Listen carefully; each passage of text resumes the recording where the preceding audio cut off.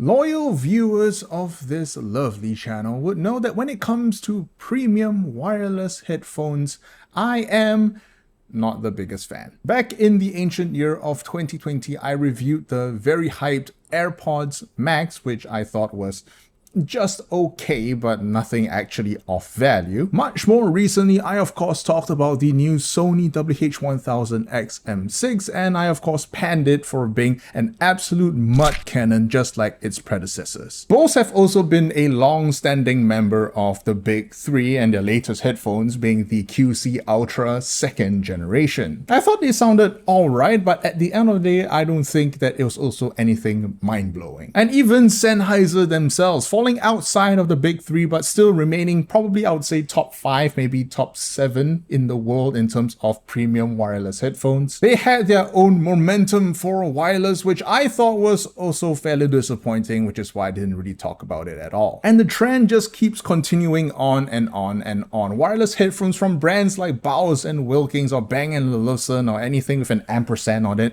all of them just sounded either bad or just simply okay. Nothing really gave me the impression that these were audio devices first. That is until very recently. You've all seen the title, you know exactly what I'm about to say, but I'm gonna say it anyways. This is the Sennheiser HDB630. And I do believe that this is the best sounding premium wireless headphones of today. At this point, I'm assuming that all of you know who I am, so I'm not going to waste any more time. So let's just jump right into it.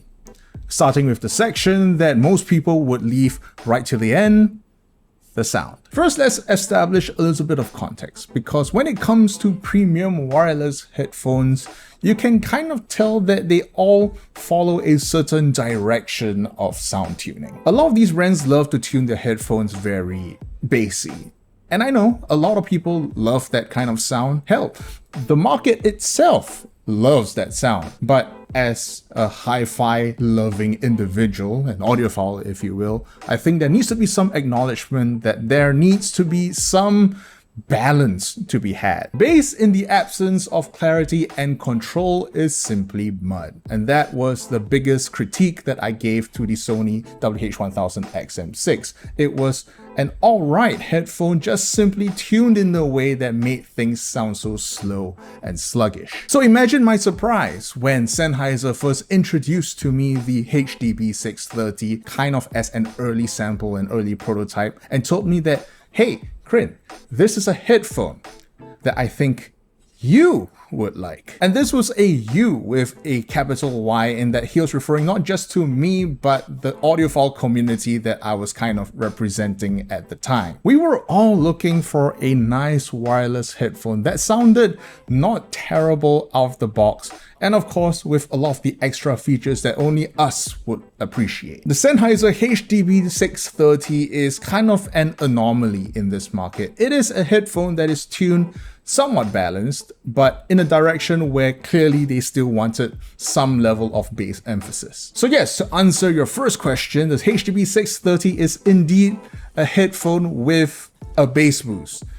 But at the same time, I wouldn't really describe it as bassy. I'm just gonna steal some measurements from the headphones.com boys because my rig is a little bit fucked up at the moment. But yeah, look at the measurements. It is tuned, to put it simply, beautifully. Sennheiser have been using the new 5128 to tune their headphones, and the HDB630 is no exception. The 630 sound signature is balanced, maybe a bit down tilted, and when you add on a bass boost on top of that, definitely I would say it sounds warm. The treble is a little bit subdued, quite smooth. Some people will consider this dark, but I appreciate it because I've heard way too many headphones with treble that straight pierces my ears. The biggest compliment that I can give the 630 is with optimal positioning, more on that later, the 630 sounds extremely natural. Nothing really stands out, nothing really pops out to you as being overly emphasized, underemphasized. Everything just sounds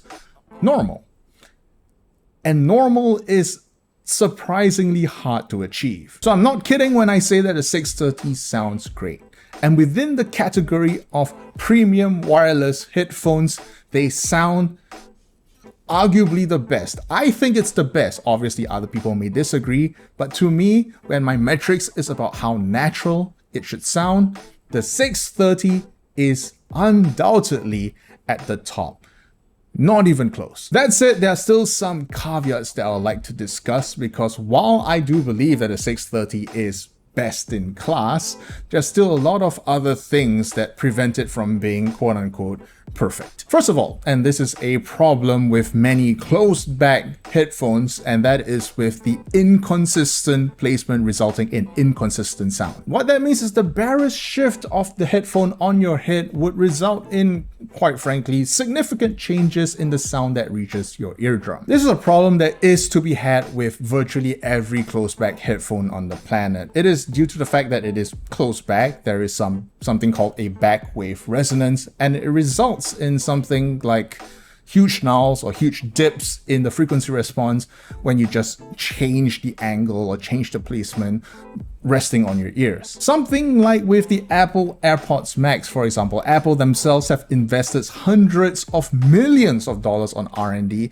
and they've achieved great adaptive DSP in order to solve this specific issue. But in the case of every other closed back on the planet, this problem still persists. When you shift the cups a little bit, the sound changes, could cause channel imbalance or straight up just a different sound. The second issue is that with the tuning of the 630, it is very heavily reliant on DSP. This ties in very heavily into my first point, where let's say if you shift your cups and results in a null at 2000 Hz, for example, the DSP that was already burned into the headphone wouldn't have targeted this specific null, and therefore whatever new signature that arises from this new placement wouldn't have been fixed, so to speak. Again, this is a problem that plagues every other closed back headphone on the planet, so if you're someone who is really concerned about this kind of nuance, I would say go with Apple.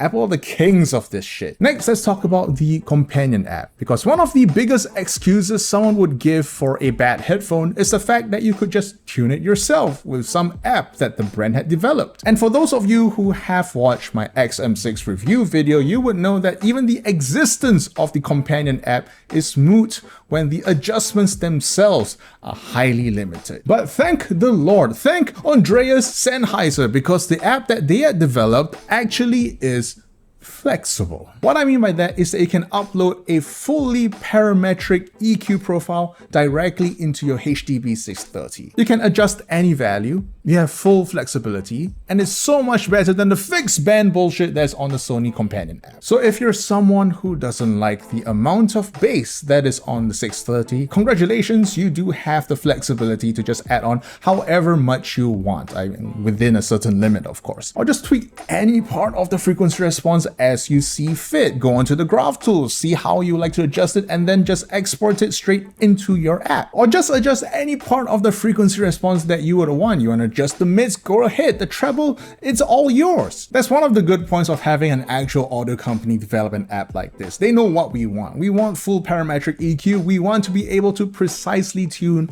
our headphones, and I am so thankful for that. Now let's compare the sound of the 630 with the rest of the established competition in the market, starting with what is arguably the most popular premium wireless headphones in the world right now, the Sony WH-1000XM6. To me, this is absolutely no contest. The moment I put on an XM6, I immediately have to just kill 10 decibels of bass because of how muddy it is. With the 630, yes, there is a bass boost, but again, it is very tastefully done. There's clearly emphasis, and I think on an outdoor environment, this kind of emphasis is much appreciated. But at the same time, I don't feel like the music is clawing up, is muddying, or just simply just bloating the hell out of every other instrument in the mix. I said it before, I'll say it again, the 630 sounds very natural, the XM6 definitely sounds very colored, and while I appreciate some coloration, not to this extent. The level of bass on the AirPods Max, however, is probably closest to that of the 630. It is emphasized, but not to the point where you can feel like it's a JBL party box, for example. But the biggest difference in the overall sound is that the AirPods Max sounds a little bit dulled over, a little less shimmery, less energetic, and this is kind of like their house sound. The AirPods Pro 2s and 3s also has this similar kind of sound signature, so very clearly it is a deliberate choice on their part. The HDB630 comes off as more energetic, more clear, which are changes that I actually appreciate. Then we have the QC Ultra Gen 2 from Bose. This is actually a headphone that I myself prefer over the other two in the big three. The QC Ultra 2s are very clearly geared towards a very V-shaped sound signature, exciting, big gobs of bass, but doesn't come off as muddy sounding as the XM6, for example. Bass is not as controlled as on the AirPods Maxes, but overall, as a package, I still give it to the 630. Right out of the box, the 630 comes off as so much more balanced with a tinge of extra warmth, giving everything just a much more easy listening experience, if you will. And I'm just gonna flip the script when it comes to the companion app. You want more bass, more treble? You can do it on the Sennheiser app. In fact, you can do it to a much better degree to, let's say, Sony and, well, by virtue, Apple, because they don't even let you do that. So obviously, in my opinion, the 630 leads the pack in terms of sound performance. But when it comes to these kinds of audio products, sound is, unfortunately, a very small part of a bigger whole. The average consumer is less concerned about sound performance and is more concerned about the everything else. So first, let's talk about the build. And the first time I handled the 630, I am just reminded immediately of the Momentum Force. There's some very minor design changes,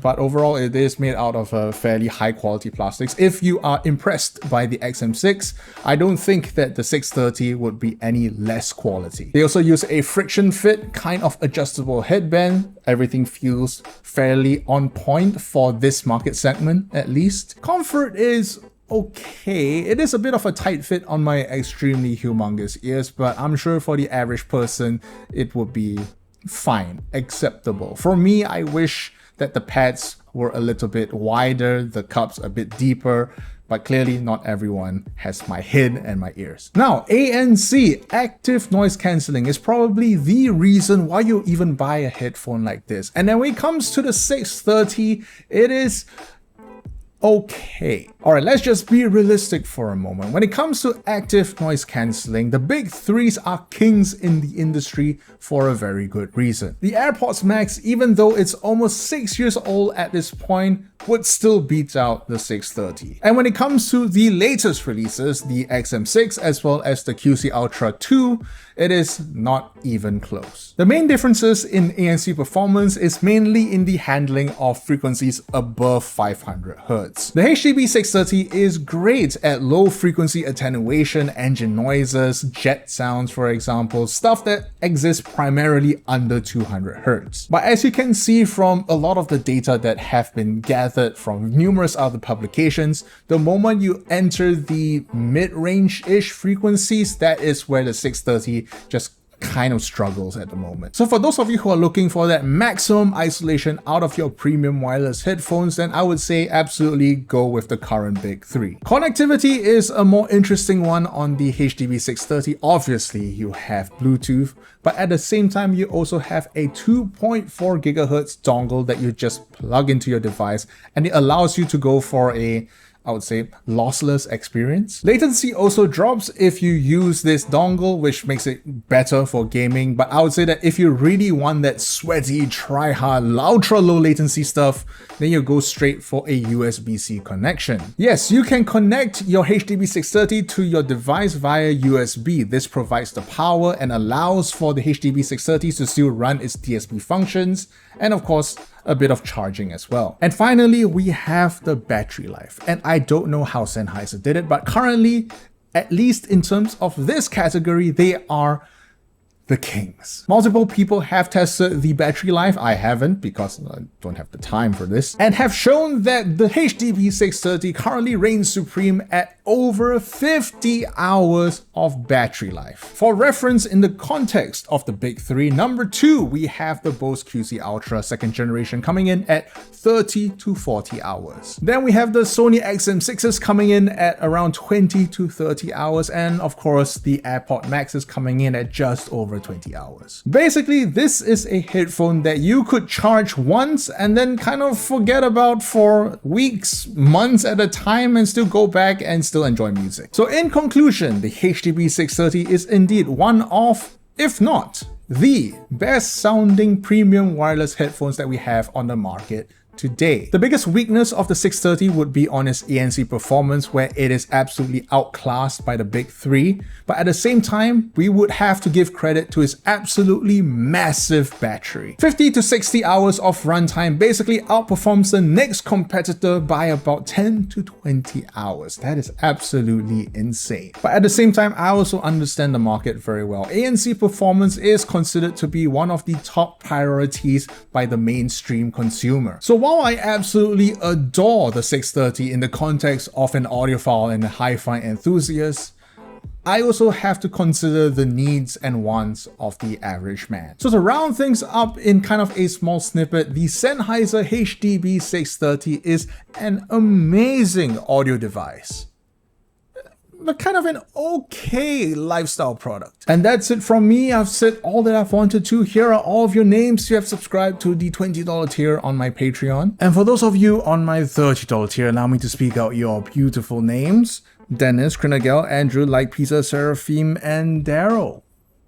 I thank you all. It's been a hot minute. I'm still working through my backlog, but we'll get there eventually. I'll see you guys next week. And don't die. Fuck off.